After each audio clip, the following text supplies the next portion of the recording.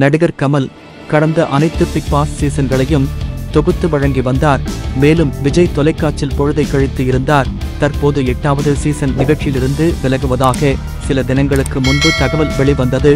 தற்போது அடுத்த தொகுப்பாளர் யார் என்று ரசிகர்கள் கேள்வி எழுப்பியுள்ளார்கள்.